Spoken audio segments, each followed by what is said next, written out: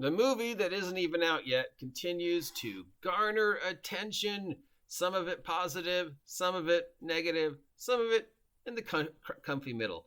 What's up, nerds? It's your boy, the OG GM, coming to you live on a lovely spring morning, 10 o'clock in the morning here at Site B, this 25th day of March 2023. The countdown to the official release of Honor Amongst Thieves, April 1st, which still is a horrible day to put a movie in theaters. But thanks to Amazon Prime and Paramount, a lot of individuals have been able to see the movie ahead of time. Plus, of course, just the press releases and the early screenings are wandering around. Remember, Chris Pine told by the industry, get a haircut before you show up. And many comments on Chris Pine's interesting fashion choices as he continues to show up at these trailers. Yeah, well, what do you expect from a guy who said D&D is a game you should play if you're drunk, and that his movie will be funnier than Monty Python and the Holy Grail?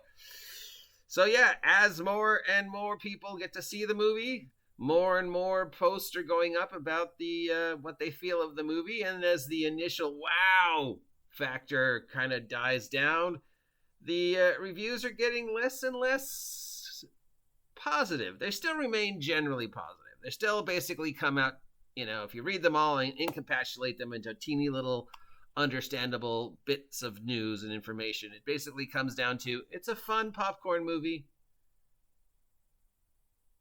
It's nothing I haven't seen before. It's okay. It's very formulaic. It's very unintentionally funny. It forces the Easter eggs down your throat. It's Guardians of the Galaxy with magic. It's nothing new. More and more people are saying, yeah, it's a great fun movie, but it doesn't capture the magic of D&D. It doesn't capture the excitement of D&D. It's not true to the D&D experience. It's an okay movie if you're not familiar with it. So we're getting more and more reviews from more and more sources, and these reviews are generally kind of just meh. The most interesting one, other than, of course, Chris Pine can save everything. Save us, Chris Pine. Is that members of Critical Role may or may not be in the film. You're not sure? I mean, it would say in the credits, if you stuck to the end, whether Matt or Marissa or Laura or Travis were or were not in the film. I think it would have been foolish for them to not get them in there somehow. I mean, at least in one of the crowd scenes, or voicing one of the animated creatures or something. I mean,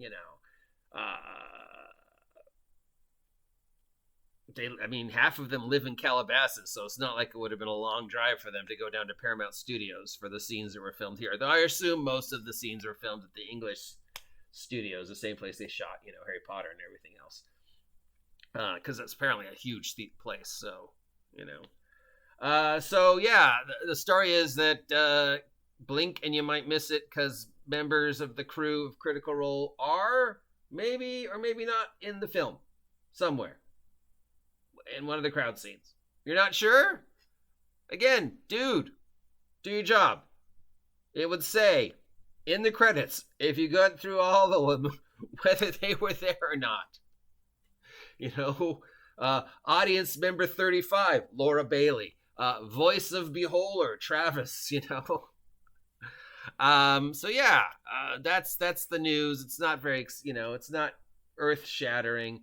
I know there's a small population of people out there that are holding on to this being the best D&D movie ever, and people who are attacking Ginny D because of her review of the first D&D movie. And there's some people who are just so desperate for recognition that they are clickbaiting themselves onto this movie and attacking anybody who doesn't walk out of this movie going, it's the greatest film ever made. Well, it's not the greatest film ever made. No one will ever call this the greatest film ever made. It won't even be rate in the best science fiction fantasy films ever made. It may not even rate in the top 5 sword and sorcery D&D films ever made. Of the films that have Dungeons and Dragons in the title of the 5? Is it 5? I want to say 5. Because there was the original one. There was 3 direct-to-videos, I think. And then there's this one. So this might be the best film ever made with Dungeons and Dragons in the title. It's the best D&D movie that has Chris Pine in it, and Hugh Grant in it. And it'll definitely rate probably in the top 10. But, I mean, the best movie ever made, the best fantasy movie ever made, the best D&D movie ever made, that remains to be seen.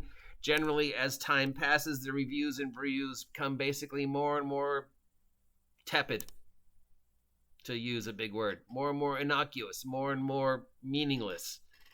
It's a hamburger from McDonald's. I've had this before. I know what to expect. There's nothing about this movie that surprised me. There's nothing about this movie that made me jump out of my seats. I laughed a little, but whatever. It's harmless. $13 if you have it to spend. Popcorn fun. But it doesn't capture the magic of D&D. It's not true to the source. It's not true to the game. True fans of D&D will walk away from this movie going, it was okay, but it wasn't the D&D movie. It wasn't what I wanted. It's not true. Another one that's coming out is that people going to see this movie who are suddenly going to become interested in playing the game are going to expect the game to be like the movie. These are the same people who were saying the movie is not mechanically correct to the game. So this is another small population of just, dude, chill. I mean, I don't want to defend the movie, but it's a movie, So nobody who went to Guardians of the Galaxy went to a comic book store and expected the comic book to be exactly like the movie. Nobody who went to see, Pirates of the Caribbean then went and got a book on pirates and expected it to be exactly like the movie. Nobody seeing this movie who has never played the game before is suddenly going to go, damn, I want to play this game, and then sit down at a table at a good game store and go, yes, I expect this game to be exactly like the movie. In which everybody else at the table will go, well, you know that's impossible, right? Because that was a movie and this is a game, right? That was a script. Those were special effects. None of that really happens. You've got to roll dice. And the it's not mechanically correct to the game. That, of course, it's not mechanically correct to the game. The combat mechanics of D&D have always been one of the worst aspects of D&D. If I've said this before, if you tried to make the movie mechanically accurate to the game, it would be very boring, because you just watched like Michelle Rodriguez go, I move 30 feet, I stop, and then I swing my axe once, and then I wait. Okay, it's my turn again.